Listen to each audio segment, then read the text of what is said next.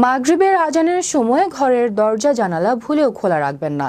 যদি খোলা রাখেন তবে মারাত্মক কিছু ক্ষতি হয়ে যাবে।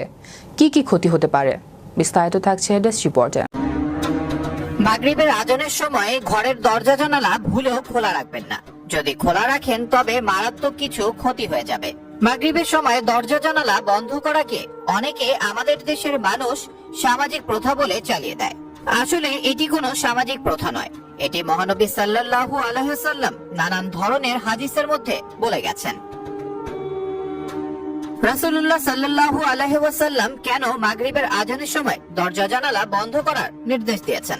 পবিত্র আল কোরআনে আজ পর্যন্ত যত কিছুই পাওয়া গেছে সবই চিরসত্য, এবং রাসূলুল্লাহ সাল্লাল্লাহু আলাইহি ওয়াসাল্লাম আজ পর্যন্ত যা যা বলে গেছেন সেগুলো অবিশ্বাস করার কোনো জায়গা নেই। যদি কেউ সেগুলো অবিশ্বাস করে সে অমুসলিম এবং কাফের হিসেবে গণ্য হবে।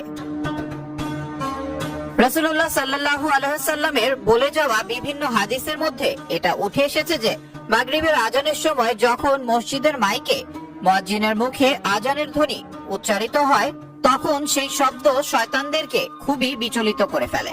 সেই সময় শয়তান আশ্রয় খোঁজার জন্য এদিক ওদিক ছোটাছুটি করে এবং আশ্রয় খুঁজতে শুরু করে।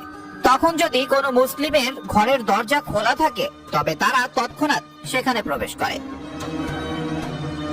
এখানে এক সাহাবী মহানবী সাল্লাল্লাহু আলাইহি সাল্লামকে প্রশ্ন করেছিলেন, হে প্রিয় রাসূল, তারা তো অদৃশ্য, সব জায়গায় ঢুকতে পারে, তবে আমরা দরজা আটকালে কি তারা ঢুকতে পারবে না? তার জবাবে রাসূলুল্লাহ সাল্লাল্লাহু আলাইহি ওয়াসাল্লাম বলেন, যখন কোনো মুসলিম মাগরিবের আজানের সময় দরজা বন্ধ করে এবং নামাজ আদায়ের জন্য দাঁড়ায় তখন আল্লাহ তাআলা তার কঠিন হেফাজতের জন্য নিজে একজন পাহারাদার নিয়োগ করেন।